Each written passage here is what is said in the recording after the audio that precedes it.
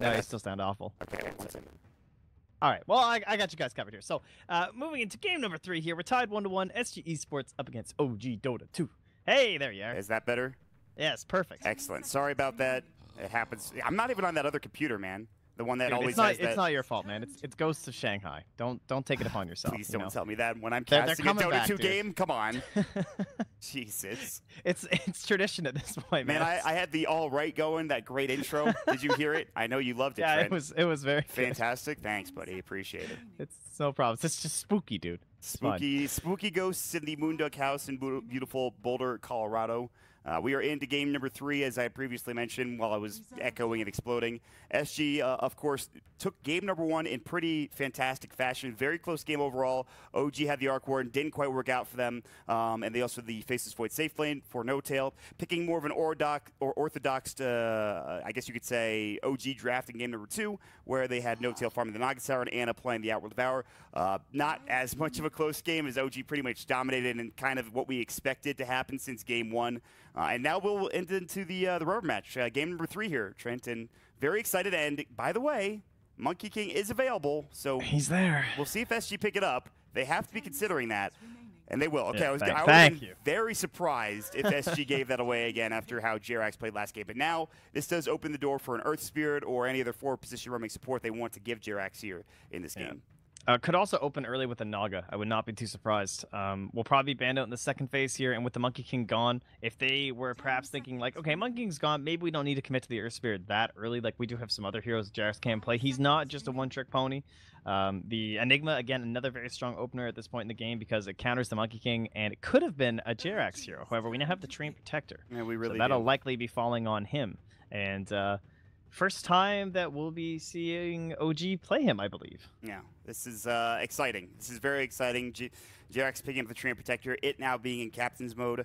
We saw what a Train Protector looked like for SG in that last game with King RD. They didn't get a whole lot done. I'm willing to bet that JRX can get more done this game for OG, Trent. I think that might be a good bet to make. Yeah, and they will also grab that Enigma too. So not too shocking. Counters out the Monkey King. So this is looking to our previous draft here, guys. We're just going to mix it up a little bit here. Some of the same heroes, but we'll finally get our Rubik, so classic counter to the Enigma. Not too bad against Trant if you can manage to spot him during the overgrowth. However, remember, he can be invis while casting it, so it can make it a little bit difficult for Rubik to get the snag on it, but can be a pretty big turnaround play from him, too. All right, well, Enigma, Rubik picked up. We talked about Rubik last game against the Enigma. This is exactly what we were just talking about a second ago. I mean, he's just a very good hero for SG in this time. And in this moment, Enigma, of course, played by S4 once more. At least it should be, especially now that they have the Treant Protector. It could be played by Fly, the Treant, I should say. But we'll wait and see what the bans are going to be. I think there will probably be a Naga ban, Trent. What do you think? Yeah, probably. They've banned the Alk every single game in the second phase as well. We'll have to see if SG Esports continue to do so. I was just actually looking at JRX. It looks like he hasn't played Treant Protector since September 2015. It has been a while, guys, since this hero. Yeah.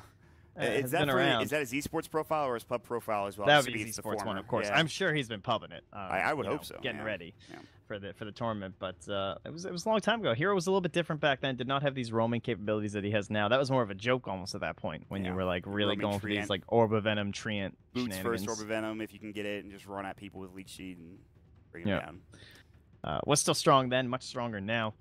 But we'll have to see where they go from here. These bans definitely going to be very important. So game number 1, and what were our keys to success for SG Esports? It was that super fast snowball. It was getting everything online. From King RD was a big thing, but that's been banned out, as you can see, by OG. Which, by the way, very exciting that Clockwork is starting to see more love, not just in the offlane, but obviously in the support role, as we had seen earlier today.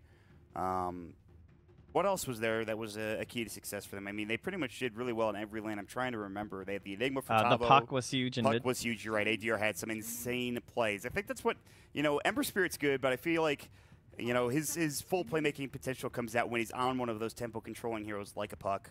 Other heroes, of course, are still out there. Queen of Pain, you can go for Storm Spirit if you want to do something like that, but, I mean, he has a wide hero pool, and we'll wait and see what he's going to grab.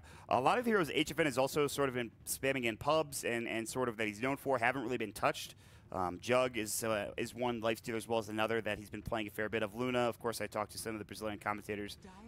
They told me Luna was one of his go-tos as well. So in terms of key to success, just find those heroes for SG Esports, kind of get a better draft this time around because it didn't really work out in game number 2. Yeah, the ultimate play here would be the Terror Blade right now, right, for OG. After they just banned Naga and Alchemist, you just be like, well, you know what worked really well in game 2, guys. Do you go Axe then if that's the case on SG Esports? Potentially, yep. Could see like an OD or something like that as well. But they'll go for the little bit of a flex pick here in the Venge. Flex. Absolutely. Just keeps your draft open-ended. I'm gonna play it carry. We gotta play it support. We'll wait and see what they're gonna do with it.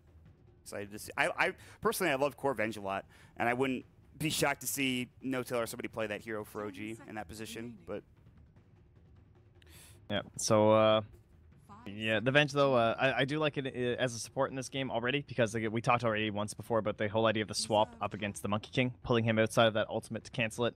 And then even just having the vision from the Wave of Terror to help yourself out here. So Roshan taking capabilities again. Very nice stuff. More than likely, I would guess they're probably going to play it as a core, as much as I do like the support idea here, but we'll finally mix up this offlane. Not going to go in towards the Legion Commander, with a couple of these heroes being pretty good. Train Protector, Enigma, Avenge all have a certain counter up against the Legion Commanders, so not really worth it in this case, and we're just going to get a little bit of mobility here. So we're going to kind of enable our Monkey King, much like our Clockwork was enabled with the Arcane Aura in game number 1 when they were victorious. We're going to have that Stampede, helping Monkey King just even extend his reach further than it already is. It's huge already, and now they have not only, like you mentioned, reach extending, but the Centaur's reach as well. And I felt like Centaur was something they were missing last game. You know, they already had the Legion Commander, but I felt there was a couple of ganks that could have gone better for them had they had Stampede ready, or some other form of big initiation with a Stomp, something like that. So I'm a big fan of Centaur. Again, Axe has been picked a lot too. When we look at some of these off lanes, it's like Axe and Legion have been the go-tos, but Centaur's still up there, I suppose. And it also, not only enabling the Monkey King, these cores that are still left here for, assumedly, our mid in position 1 will likely be very well helped out here by this. Yeah. God damn it, dude. That's just OG Dota. What do you do, man? Ladies and gentlemen. So they could still go OD, perhaps. Good hero up against the Terror Blade. The Ember Spirit is banned out here. One of those more favorite ones back in the day, but not so much now. And OD and Centaur is a great combination. Gives you a lot of movements. We talked about the TA. Kind of okay in terms of like armor and stuff, and being enabled by Centaur Warrunner, you can really get snowballing, which again is what was successful for them in game number 1. So we'll see if they want to try and push this tempo, try and beat down OG before that Terror Blade is a major threat. Oh, the 40R Invoker is pretty good. It's pretty notable within the South American scene. I think some of these players have notable heroes, and I think this is the one for 40R. We've seen him. I think he played very well in the qualifiers with this hero numerous times. With Rubik, very strong with Sunstrike. Monkey King with Boundless Strike. Centaur with the Stomp. But I'm just thinking of with Sunstrikes in general, let alone late game, we think is very good in dealing with maybe even this Terror Blade later on down the road. And also against the Enigma with like Tornado. It's great stuff. Yeah, very good stuff here from Invoker. So him and Monkey King can sync up, get things going. Oh, I like that ban on the Spectre in terms of like heading later and the power of Invoker, having a hero that can match up with that. Pretty strong. In terms of OG, they have a very scary early game push. And right now the wave clear is pretty weak from SG. So someone who can clear waves would be handy. The Blade Fury is like kind of okay, but they have Swap, they have Black Hole, they have Entangle. So I don't think I'd want to be picking Jug or Lifestealer really into the OG draft. So then what do you pick instead? I mean, if you're not going to be safe on either of those two heroes, what do you grab? They banned the TA here, just try and slow that down. So that could give us perhaps some sort of a hint. Jeez, there's really not that many left. I mean, you talk about like a Luna, but she doesn't even wave clear that well from a distance. Like, you almost want like a Lena-like hero, you know what I mean? Like someone has this Dragon Slave or something like that, but you're trying to... Yeah.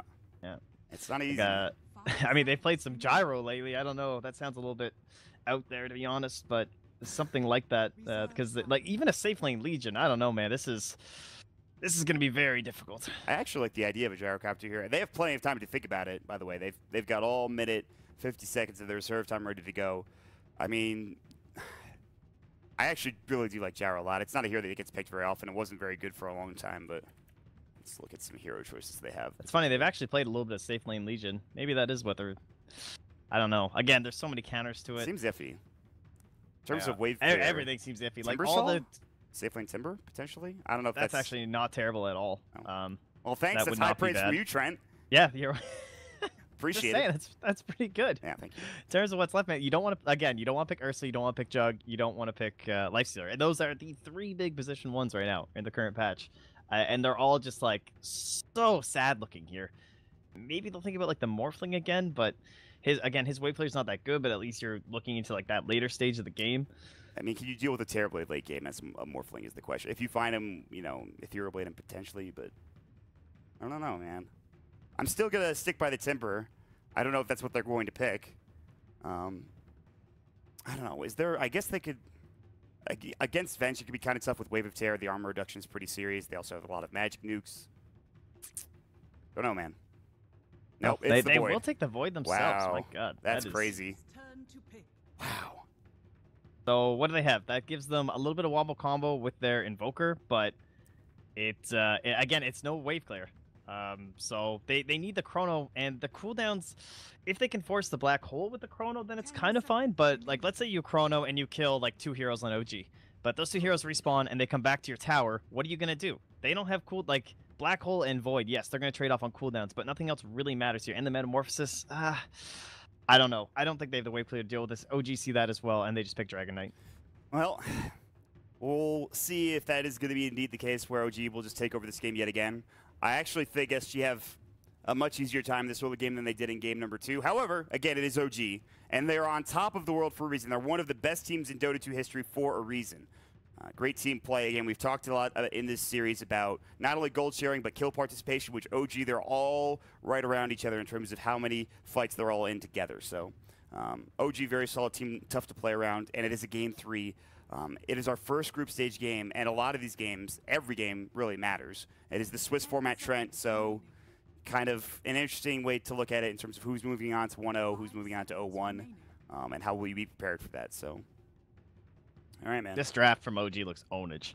Like, I favor this so heavily. If we can get to later stages, if they can defend those tier 2s just a couple of times and maybe delay the game to a point where when OG are coming high ground, they have some levels on this Invoker and this Faceless Void, they definitely stand a chance. But when you're looking at the prestige of these 2 teams and the gap that's there and the lineup gap that I'm seeing here in the draft, I would be very hard-pressed to see SG Esports win this game. It would be a massive undertaking for them to defeat OG in the first place, but this looks very, very tough. It just seems so much easier to execute if you're OG. Well, we'll take a look and see if that's if they can get it done on SG Esports. They have all of Brazil essentially behind them when it comes to Dota 2 fans, even in South America as well. I'm sure even a couple of more North American fans are cheering. But OG, clearly the favorites in this series, as we expected them to be. Their showing in game number 2 was masterful. And we'll get into the game, Trent. You've already expressed some perhaps concerns for SG Esports, but with the way we'll see how these lanes are going to be set up first off, and if they can maybe get a laning advantage here for SG in this third game. Yeah, I mean, there is the chance, right? This Monkey King goes ham. King IRD can get a lot done. Maybe a Vlad's comes up early or something on this Void, and we could see the opposite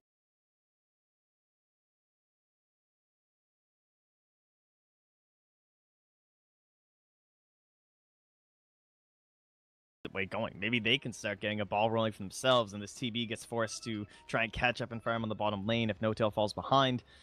There are those issues that could perhaps come up for OG. It's just, it feels so much easier to root for this draft that they have in the way you're expecting things to go. But looking forward to watch a DK game. Yeah, not something we get to see too often these days. We've saw it a couple of times recently, but it's been a while since we've seen it consistently. Very strong hero. He's pretty good against lane action. He has the Dragon's Blood, good amount of armor, good amount of regen as well. He's got good nuke damage for himself too. King RD though is right near this Observer Ward. It's a bit dangerous, and Jax is going to come in, so he needs to be a bit careful with his positioning. There are 2 tangos. Oh no! King RD, my friend, you were spotted. And I believe you're probably dead here. Magic Missile will come out, and it is going to be already SG getting off to a bad start. Fly will get first blood. Jirax and Fly both combining up to pick that up. Eesh. All right. Very smart word from OG. They know Monkey King wants to scout out the Enigma. And this is what happened in Game 1 when OG had the Monkey King, right? Where they didn't pick something like this Legion that can just get fully zoned out and be in very deep trouble. You know, you don't jungle that fast on Legion if you bought some laning items. So Enigma, you know he's going to be jungling just like Game number 1 when it was SG jungling it versus the Monkey King. So he tries to come and find him on this Monkey King, but they were ready for that on the side of OG with the ward, and just a nice way to get themselves first blood as It won't be the Viking Dragon Knight, ladies and gentlemen. I'm sorry. It's going to be the Lance Dragon Knight. I like the Lance a lot, actually. Yeah, I'm a fan. Get it, Lance a lot? So clever. Sunstrike comes up. Yeah, thanks, man. It wasn't even intentional, but I'll take it. Wow, man, you're on point. Timber prediction as well as the Dragon I know, Knight. so crazy for me to predict the correct hero in a draft. Anyway, Monkey King's doing some Monkey King shenanigans once again. This courier may very well die. Yep, dead. That's just a dead courier. I thought they saw that. That's not great, but again, they already did get first blood, so not too much concern. It'll take him a bit longer for the Dragon Knight to get some items, but it is pretty comical that they did it in game 1, and then they just do it straight up. Yeah. Primal Spring. Oh, but he did get off the Breathe Fire, which means the damage reduction is there for 40R. He did have Alacrity, still doing okay in last hitting, but Anna's actually doing a great job. 6 last hits right now to the 3 of 40R, so pretty good stuff to start things out here. At least for OG. Yep, things are fine for S4. No one's really messing with him. Of course, it did mean his courier died, so because the Monkey was busy doing that instead. But bottom lane, Tavo, he's back to that hard knock life. Like, yeah, it's no Monkey King, but it's still Treant. It's pretty obnoxious. All Tavo can do is just keep coming in and quelling and tangling trees. This is a solution. One step at a time. Yeah, he's lost all of his, whittle away. He's lost all of his regen, though, because of it. You know, just walking up, getting hit, and then using the tangos to take the trees down. So again, it looks like already it's a sort of similar situation to game number 2, where SG are not getting off to the best in terms of laning phase. But obviously it could come back. S4 is going to be dealing with HFN top solo. Cat is nearby, but he's not really doing much in terms of roaming or trying to find a kill on the Enigma. So in the first 2 games, we saw the Enigma jungle both times, Trent, and now this time he feels confident enough to be top lane, at least for a bit. He's backing him now. Yeah, he'll just go like lane, jungle, over and over, and then whenever there's no camps and the wave's too far out, you just go back and shrine up. So S4 is so used to this at this point. And I have to say, this little prediction thing that's up on the side showing the physical damage done to heroes so far, already it was 714 that was done by the Treant Protector in the support role. Like, now Invoker takes it 765, but it just shows how much damage JerAx has already done with that first blood on the Monkey King, and then just non-stop punching onto Tavo, forcing out that shrine so early. They are rotating now in the supports, though, so Tavo will get a couple levels down here as the wave pushes in. Yeah, they're heading back to the lane now, though. They were looking for the Bounty Rune or something along those lines. And yeah, Tavo will get some experience. What is he at right now? Level 2. The Enigma, again, probably should be higher, much like Game 2 as well. Level 3 for himself. Last hit-wise, 15. So yeah, makes sense. Anna's starting to get a bit of a tougher time here as the Invoker starts gaining levels with the Alacrity. Now Exhort up to level 2. A little bit low on regen for really both of them, but... See JerAx here, he's like, yeah, this guy's zoned out down bottom. Like, No Tail can just pop Metamorphosis if he gets a little bit too close or anything like that. So rather than just like fully zoning out Tavo, they're almost like kind of not worrying about him and just going for this greedier route of getting this farm onto JerAx. Yeah. Does he have like boots on the courier or something maybe? Or... Oh, actually, he's an Iron Talon. I was going to say, there's a chance he goes Iron Talon here, and I thought it was boots. But he does pick up the full Iron Talon. My God. Although JerAx is going to have to go back home. He is a little bit too low in HP.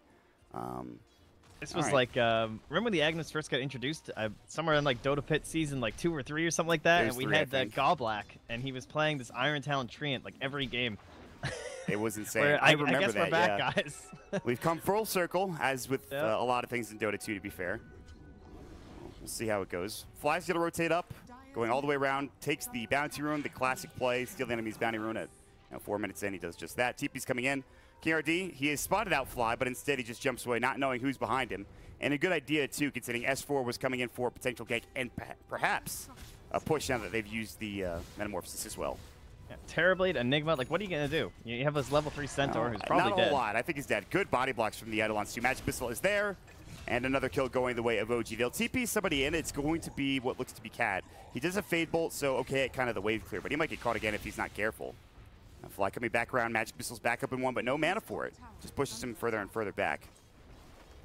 Now the Primal Spring coming in. They're going to try to find No Tail. The Stomp should be available. They will use it. They stack their stuns. Double Edge. Telekinesis. Can they get the damage? The Living Armor. Can they bring him down? Absolutely. Now the stun onto King RD. It will be a trade, but it's much better for SG to get that kill onto No Tail. A huge pickup for them, and they keep their Tier 1 tower alive, Trent. A little bit greedy. I mean, they had the vision. You know, you have this Metamorphosis still going. You really want to push down this tower while you can to deny out more of this farming area here for the Centaur Warrunner, but heavily costing them. And that means Tavo now gets himself almost up into level 4. In fact, now he'll just crack it. And going to have a couple more waves coming his way before Metamorphosis is back up and online and they're able to take this tower down. Yeah, meanwhile, the Invoker had to head back home, shrined up. Midas not on the way. He's actually going to pick up a Null Talisman first, perhaps. That's what he's got in his quick buy. He could still get the Midas if he wants, if he can get some extra for him. But him and the DK just about tied right now. And then elsewhere, net worth, of course, for the Faceless Void is up to the top. And with Nailtail going down a little bit further behind, not too much, though. A lot of denies coming out here from 40 air in this lane. Got about a half-level edge here onto our DK. Yeah, pretty good. Pretty good stuff. Anna, level 5 with a regen rune, so even if they try to go for him, he's probably safe. And again, it's just a Rubik and an Invoker. Even with Sunstrike and Telekinesis combination, it probably won't be there. Tavo, Magic Missile bottom, no Stampede up. Reflection's not skilled up. Stomp will come out. They're just zoning him back. If they had a third here or there, he'd be dead, but not the case. Okay, so sort of stabilizing right now. We haven't really talked too much about S4. Cat has picked up an Invis rune, and it looks like the Monkey King is coming right on over. How much damage do they have here? This still looks like it's going to be They're tough. They're going to go for lift first, potentially. Sunstrike coming out. Oh, nice. Yeah, with Sunstrike, they've got it. It looks like the stun coming in, but he's got the living armor, and they need a couple more auto attacks, and Carroty's just not quite close enough. One more should do the job. He's so close. The jukes around the tower. Can he get it done? They have the same move speed. And they'll jump into the tree line, and they find the Fade Bolt. That's all they needed. They are deep, but there's no rotations. Cat and KRD will both TP back home, happy with what they've accomplished. But the push commences bottom, and that looks to be the trade. S4 for Tier 1 tower bottom lane. Jerax, unfortunately, not able to come and help or anything like that post living armor. So the more I look at this, the more I like this Iron Talent too. Just like up against the Monkey King, makes sense. You know, you're gonna need it anyway. Jerax, Leech Seed ready to go, but no overgrowth. So HFN's able to just jump out and salve. He also picks up a Midas, which I was wondering if he was going to go for this game, considering what you talked about, late game potential. And just getting farmed too. We'll see. Yeah. Living armor coming out onto Anna. The push is commencing mid. No Tail still has this Metamorphosis going, at least for a couple more seconds. Cat comes in, Fade Bolt coming through the Dragon Tail. They'll jump in with the Primal Spring. Anna a little too far in. They get off the stump, but the Telekinesis is not there in time, so they'll have to turn their attention maybe towards No Tail, or just back up altogether underneath the Tier 1 tower. And they cancel bringing in the Chrono too. I don't think Jerax got the punch off. It looked like he was too far away, but perhaps he canceled that TP. Either way, it just means HFN will not be coming mid. Yeah. But with low mana on the Invoker, maybe that's why they canceled, just like not gonna have enough damage to do anything. But that Midas again, like, you know, it's against a DK. If you're gonna win this game, it's probably going late and trying to get yourself so farmed that you're not too concerned by this Terrorblade or like this Venge and whatnot. So yeah, the early push is certainly there from OG, and we'll try and avoid that here by getting ourselves mega farmed on the side of SG and holding that high ground. Fly might be dead. Stomp. No, doesn't get off in time. Fly might actually live here. And they have the Jingu Mastery and the auto attacks, and KRD is pretty much able to do it on his own. He will take a lot of damage from these creeps and get breathe fired, and Anna will just pick up a nice clean return kill. So giving some farm back to that DK. I don't think Fly's that concerned about that death. No, that was a nice play by Fly, getting that stun off in time, and secures the kill of the Monkey King for his core. So pretty much worth it at that point, honestly. It doesn't mean Anna leaves the mid lane, though. So they put a little bit of pressure on, but No Tail quickly covers the lane and rotates on over as he comes out of the jungle. So a nice rotation all around here from OG, keeping things on point. 40 will just drop the meatball, head back into the jungle as Jerax continues to just hover around this top lane. They dropped the sentry. Jerax is going to get spotted first. Hit Bash to come out. Overgrowth will come. They have the stun from out the huge Monkey King. I think he also tried TPing too. So I believe Jerax might be dead. He does take down, but they have the dust. They were ready for the backup play. That was almost insane from Jerax to just deward that quickly with the Iron Talon. Would have been insane. Hey man, that's what 200. That's about 300 gold. They had to spend 180. Right? You're helping yourself. True. It's not terrible for, well, I guess it'd be 190, right? The one sentry and then the dust. So there you go. By the way, this ward over down towards the bottom shrine will scatter the rotations, which means they'll probably have to give this up. HFN jumping in though. Dragon Tail comes out. He does have the time walk. He needs to use it. He's very low. They get the tower in the end. Stomp coming through. They need to leave. I don't think they can fight this. The Chrono will come out, and HFN, good Sunstrike. They should get this kill. No, the living armor is in time, and KRD walks in only to die. And you are absolutely right. A pretty greedy play from SG overall. And really, HFN just not having the ways to initiate. Just get stunned instantly.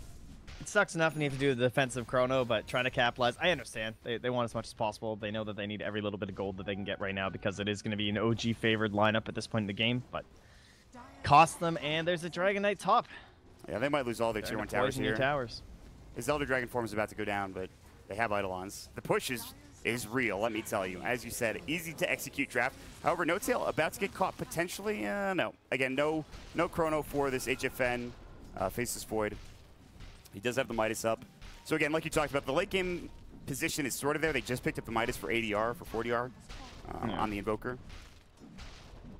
It's still like it's so tough. I mean, Jarek's just in the jungle, right? He's gone for this 1-1-3 build, which makes sense if you're gonna do this Iron Talon jungle play. You're not gonna be there. You have everything you need to farm. Yourself healed up, keep your teammates healed up, ensure your towers stay in a healthy state. And King RD is just getting 6 now, but he's not even into phase boots yet on this Monkey King, so it's hard for him to really have an impact here.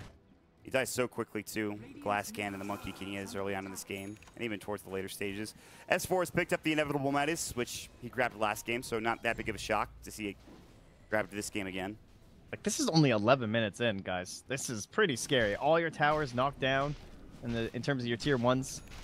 The gold lead isn't too massive. I mean, I'm sure it'll start to expand a little bit here, and once you have like a mechanism or something here on S4, the way they can push in these towers is going to be pretty brutal. Once the Sunder's online for No-Tail as well, they're going to have to ensure that they're like fully stacking their stuns, and that's going to leave a lot of space for Ana as well as S4. You know, if he gets a Blink Dagger and his mech up, it's going to be very hard for them to deal with both the Terror Blade as well as the Black Hole.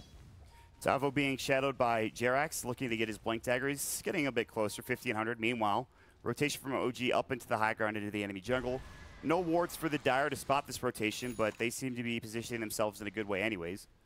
Smart play by Tavo down here. I really like this, where he's cutting the wave, and he's just fully nuking it with the spells and immediately TPing out. Like, you know they're going to be grouped up on OG, and these are the kind of plays you need to make in this scenario. It's like just trying to delay the push as much as possible. Oh, they saw King RD coming in. They dropped down an Observer Ward. They will find him finally. Nope, they don't see him yet. He's just in that spot. But now he'll jump away. The Wave of Terror comes out. Good Primal Spring timing. All right. And right back up in the trees he goes. Yeah. So we have the Wukong's command. They will have to be worried about this, but it's the waves. Like, what are they going to do about these creeps? Not a whole lot. They can pull them back a little bit, but... They really need to clear him with the Invoker. Glyph is already gone. Again, still no Blink for Tavo, so not the easiest way to initiate. Jump in, Chrono, on to 3. Can they find this? The Wukong's command on top. Anna's going to be the first target. Swap out. Can they bring down anybody? S4, he'll fall. Looks like the people will go down. No-Tail gets stopped up. Can they bring him down? They get off the double edge. What a fight so far for SG. Anna going to go for the TP. Can they get bashed? Overgrowth comes out, but they do get it. Anna's still getting chased down. Breathe Fire. He takes that one. Now the Time Walk. They need more ADR. Can he get this? They give him the alacrity up as well. Getting chased down. Stop up the bashes there. Tavo gets the double. 4 dead, and Jerax is going to be the only one that survives. They almost were able to spot him if they had any detection there, but unfortunately they walk right next to each other. What a turnaround fight there, Trent. My God. Yeah, that is a potentially game-turning fight there. That's what you need. Like, you only have Chrono to work with, and the HFN just absolutely slays it there. That was a, like, reminiscent of a universe Chrono, honestly. Yeah. That was fully on the peaks of the edge of the sphere there. Like, he had very small amount of, well, he had a small window in order to hit that, and he did. Like, he came in the possibly a slight error there from OG, maybe. I mean, you know that's what they have to do, but with the vision from the Monkey King, like, if you make that mistake for just a moment, they will punish you from SG. Yeah. Even if it's just Time Walk that's giving that positioning, it is enough to get in there for Chrono. I do not think they were expecting the three-man Chrono. If they get 1 or 2, you could swap out the most important player and then sort of turn the fight. And of course, Jerax was still walking up. He wasn't quite in position. So yeah, perhaps a bit of a mistake from OG, but not game-ending just yet. Again, you talked about it could turn this game, but I think for both teams, you still got a long way to go. So we'll see how this actually does affect both squads. But I do want to say real quick before we go into anything further that Monkey King was the top damage in that fight, which I guess is to be expected.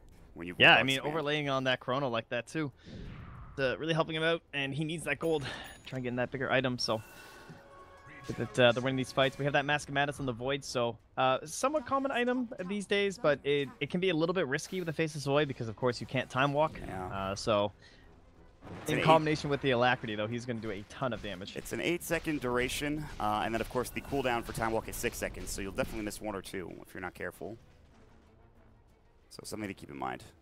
It is an absurd amount of damage, though. And typically we see like this Vlad's, but maybe thinking it doesn't really help my team that much in this case. Everyone else is mostly kind of like magic-based or something like that. Is right here. But I still need the sustain. They just don't know where anybody is. And this is a perfect time for Roshan for OG. This is exactly what they need. Oh, nice sentry. I'll drop the sentry down. Jerax will be spotted, but he is the only one down here. And there's no way SG can get back in time to defend this. I think they finally will ping it out with the Monkey King, but they know it's too little too late, perhaps. Yeah, that's fine, though. No Roche, so thank you, says OG. Denying that from SG is massive, I think, because they could have Roached at this point, I'd say. and just making sure that SG aren't the ones who grab that up, put it on your own team. It's more important. Uh-oh, they found Jirax, and he gets off the overgrowth. Sunstrike missed. I thought he was going to go down. They do get off the stun from King RD. He's able to get there in a flash and brings him down. So could have been bad there for a moment, but not only do you get the tower, they get the kill as well. But again, we talked about the Roche trade, and that's the big thing. Yeah, I think it's almost more important just denying it, honestly, as OG right now, because you really don't want to hand over any sort of momentum. Like, you know, it's a little bit of a riskier fighting every single time here for SG. Like, if you're going to be more comfortable in OG, but if they had Aegis, it'd be very tough. Jump in, double edge, no tail. Sunder is up. Stampede will come through. Tabo trying to make his way out of there, and looks like he will. Basis point's coming. Yeah, he's got Chrono. He'll use it. Can they get the skill? He does have the Aegis, mind you. Here comes the Wukong's command. Great swap out. They'll take down Fly. The stun comes out of no tail as well from the Boundless Strike. Meanwhile, Tabo on the backlines does get off that stomp. He's got double edge, but not much HP left in the tank. And Nalphys is done, but the Breed Fire will secure it. Now the Sunder, the time walkout. Wow. HFN is in so much trouble. Time dilation, it's not enough. He gets too greedy, and he goes in too hard. And OG will make him pay. Not only will they take the tier 2 tower, but they'll grab 2 kills for it. Very well executed by Fly. Waits until the meatball is committed, so that they're throwing spells onto this Terrorblade, then he goes for the swap. Chucks himself on that meatball grenade, and saves No Tail to make sure he can get off that Sunder and guarantee the kill there onto to 40. And that was a tough kill to grab, or sorry, onto HFN. It's a very difficult one to get, overlapped with the Dragon Tail. So kind of weird these days, not being an instant stun, but gets it done with that pretty quick projectile. Yeah. And another tower knocked down. That's exactly what they needed after that rough fight top lane. It sort of evens things out. In fact, it's back in favor of OG after taking the tower, 2 kills, and a Roshan as well. All right, so that slows things down a little bit for SG in terms of their momentum.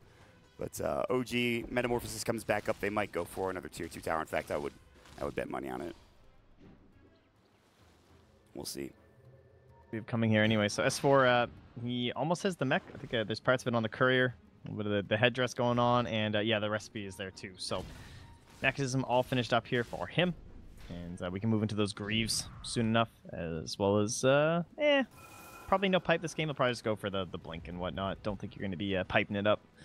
Man, I gotta say, killing No Tail is tough this game, especially when he starts getting more farm, like gets into his Scotty and Mansion and stuff like that.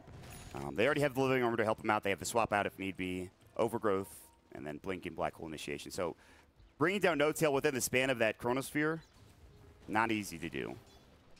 Yeah, and we'll have to look towards, much like getting to the Silencer in the back lines this time, it's going to be on SG to try and find that Vengeful Spirit back there to avoid that swap. I mean, you still have to worry about Entangle as well as the Black Hole too, but if they can at least find the swap, it's definitely the easiest save they have available for No Tail during these Chronos, and with his Aghanim's coming up on the Invoker. Why is that, I believe. Double-edged Sunstrike should be there in time. Wave of Tear stolen, not enough. The Greaves are out. That mech. And the mech comes in the perfect time.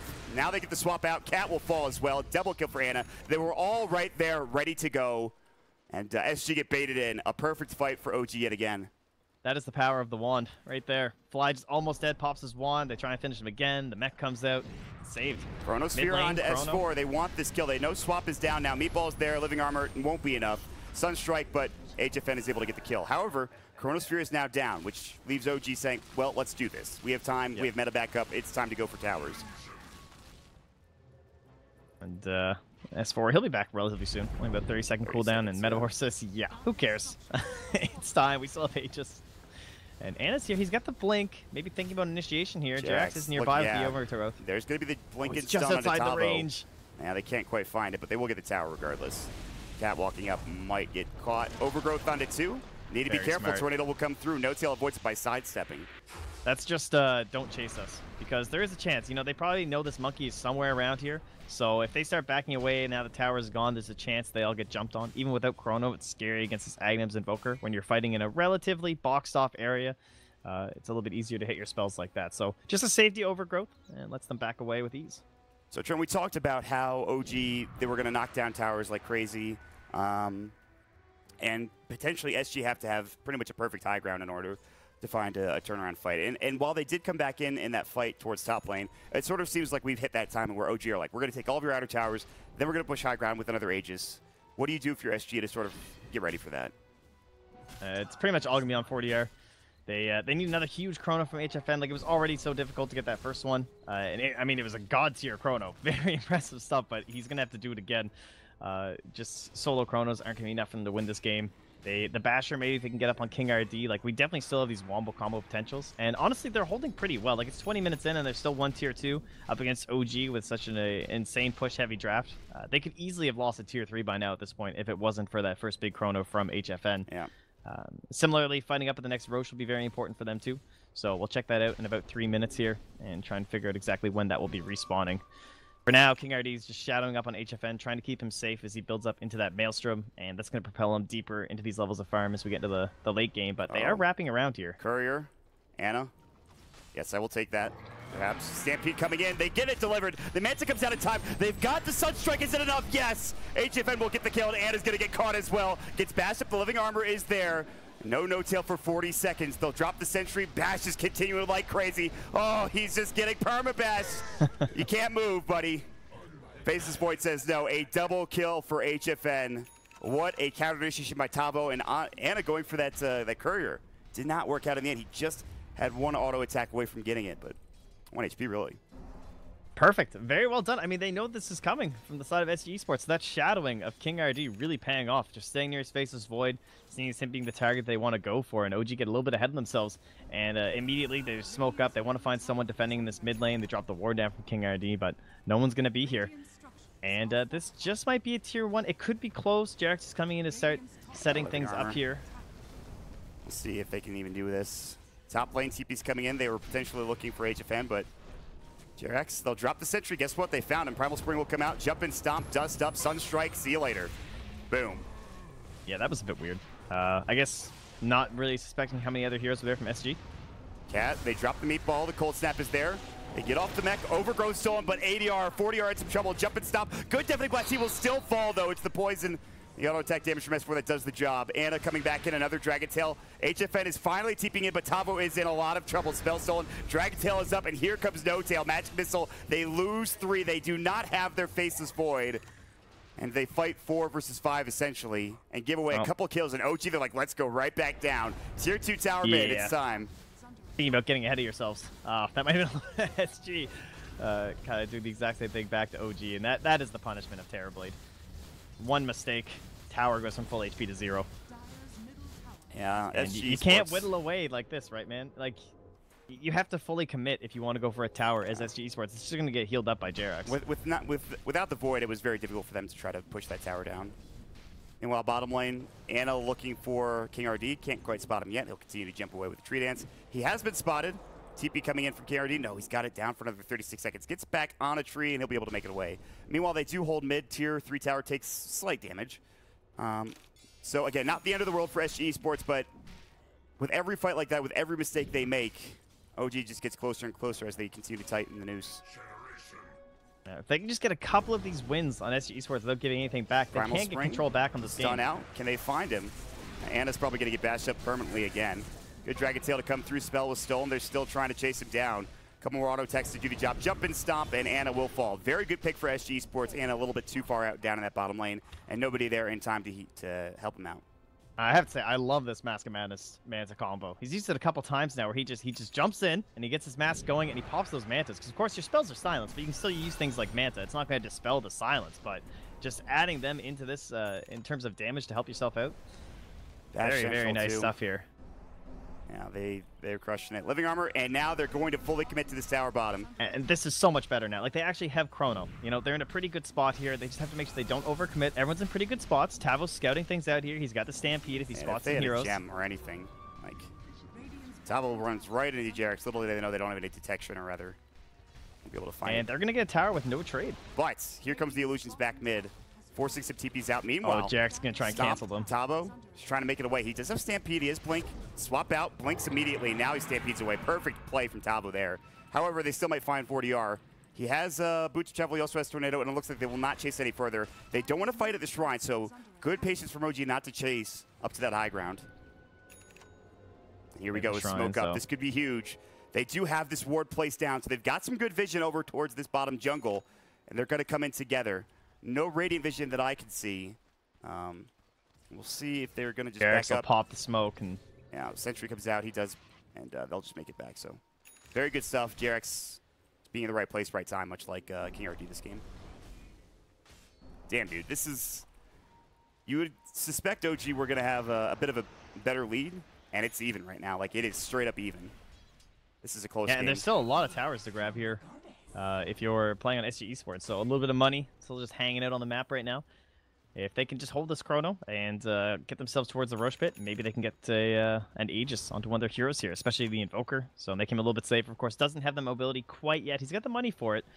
Possibly just trying to decide between, like, do I need buyback? Do I need this Lincoln Sphere first? Try and protect myself against that Dragon Tail. The Sunder as well. Maybe I can place it on my Void while he's sieging these towers and I'm sitting in the back line. Kind of questions he needs to try and figure out as to how they're going to get this Aegis and secure themselves some further objectives. It's going to be difficult. They'll need some good chronos because now there's a BKB not only on the Dragon Knight but also onto No Tail. He just got it. He's getting it flown out right now as we speak. No, that's tough. 2 10-second BKBs in the next engagement. Yeah, so probably a smoke up coming soon with them. There's one to fly. He just pulled it out of the backpack. Dire vision, nothing in the area. But they had a ward here. Maybe they've been spotting some rotations in here. They might know there's a couple heroes, and that might be enough to tip them off. This seems like a little bit of a bait. There is a smoke, though. Yeah, and, SG, are they just going to go straight into Roche? There's no way, right? Oh, man. S4 is actually so close to popping. He knows this. Is they're sneaking past. There's no way they get this, right? Like, oh oh he saw my the God. Monkey. He spotted him. Saw him jump up. They're going to take this so quickly. They're going to be able to grab Roche and the Aegis. HFN gets it. Perfect timing. Now they're going to find Anna. Jump and stop is there. Telekinesis again. He does have that BKB. A lot of damage. The Sunstrike to come out. Will not hit. They have the living armor. There's the Boundless Strike to come through as well. Tornado. They have the Stampede up. He'll pop the BKB. The Overgrowth. Here comes Wukong's command. Meanwhile, 40 are in a lot of trouble, and it looks like he will get dropped, and so will the Aegis. They get too aggressive. They weren't expecting the BKBs, and now they're going to find HFN too. They have Black Hole, and he will die a second time. OG, the team play is there, and it's beautifully done. Waiting so close next to each other and kind of giving away, like, with that movement there. Not exactly his fault, of course, from King RD, but appropriate response from OG. Knocked them down. At least they've denied out that Aegis from SG. You can imagine how much trouble they'd be in if that was available for them, but Tavo possibly in trouble here now. Is this a buyback? No Stampede, Blink in 1, and I believe this is a dead Centaur War Runner. He is down for 49 seconds, as you mentioned. This is going to be a rough Thunder. defense. All of a sudden, Still OG. have Black Hole. This is what they could do with just one team fight. They're already taking your tier 3 tower.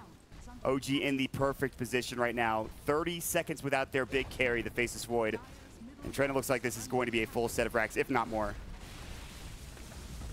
Yeah, there's just nothing they can do. The Chrono's so important to their team fight right now, just not finding the moment for it in that last one. Even with the Monkey on the high ground, even with that overarching vision, they're just the movement from OG. Of course, playing with the area denial so much in the previous game, they're playing very well around it in terms of, like, Chronosphere as well as all of Invoker's abilities and spells. It can be difficult to dance around these team fights, but they're getting there with all this mobility that they have between the tree, just lurching around these trees, using that invis to S4's blink. And the Shrine now eliminated, so the control over their own jungle is now completely lost for SG. Yeah. And they were, you know, stabilizing for a moment there, especially with Roche taken. Look how close this net worth was. It was even. All they needed to do was back and regroup themselves instead of going for a play like that. But instead, they get too aggressive, and it pays off for OG in the end. So, I don't know. Do you just back up there after you get Roshan? I don't know. That seems like we can like second guess it now after going. No, I think you definitely go. Like, I understand why they did it. You have Aegis. You feel stronger. You think you can fight, but it's all in those chronos, and he didn't find the moment for it. So it's tough. A lot of the times where they're finding these big plays, it's been when they know OG are set up somewhere. So it can be very difficult to get aggressive with something like this Chronosphere, and same thing with Invoker spells. Because, again, he doesn't have the mobility. He doesn't have a Blink Dagger. He felt pressured to get this Lincoln's instead, so he's just sitting on the Ultimate Orb. Yeah, a bit of a how rough do you game. combo up if you can't make those moves? They found this Invoker in a couple of fights. Surprisingly, only has 2 deaths. It feels like he's died more than that, considering how this game is gone. But still not over yet for SG Esports. They put themselves in a bit of a rough position, but again, they have the Chronosphere, they have Monkey King with Wukong's command, they have an Invoker. And what do you think? Are they just going to wait for next Roshan, Trent, for OG before they start doing anything crazy again? Yeah, probably the next round of items too, like S4's BKV, maybe the biggest one. Doesn't have too much to worry about there. Well then. The Butterfly for No Tail, AC as well for Anna. That'll make the next push even easier. You can see the vision already up there. They had another ward over here, but it was just dying out. So putting some priority up here. Probably going to be top lane that you push next. Generally the easiest one. You can just abuse their jungle, farm up in this area the whole time. Keep the wave pushed in mid, as obviously that pressure is going to be non-stop coming in, and slowly burn away in this top lane here. So trying to answer here from HFN. Moving into his own jungle, perhaps hesitantly, knowing that there's the possibility that OG's around as these Eidolons come creeping out. Let's see if they decide to go for the invasion here from OG. They have a couple of heroes already up here. Some good vision, though, towards this Roche pit. They dropped that ward right when that was happening. But, yeah, they're pretty much confined to a very small portion of the map for SG Esports. And here we go. HFN is walking up, and they might make a go here with a blink. And they're going to go right for it. Dragon Tail's going to come out. They should have Magic Missile. He doesn't have Time Walk, and he gets blown away. Boundless Strike too late, and that's the pick they needed. And OG are probably just going to go right straight for high ground. He doesn't buy that. Say, I was a little worried. I thought King would be able to break that up, but Fly, good positioning, make sure he couldn't be caught by any sort of a Monkey King play there, and not able to get that Time Walk on time. There's a little bit of a wind-up, so that brief pause before the missile hit, just not enough for him. The EMP, rough. Say goodbye to your Mana Pool, No Tail. He's at least got to get a Guardian Greaves to help him out in a couple of Arcanes, but still.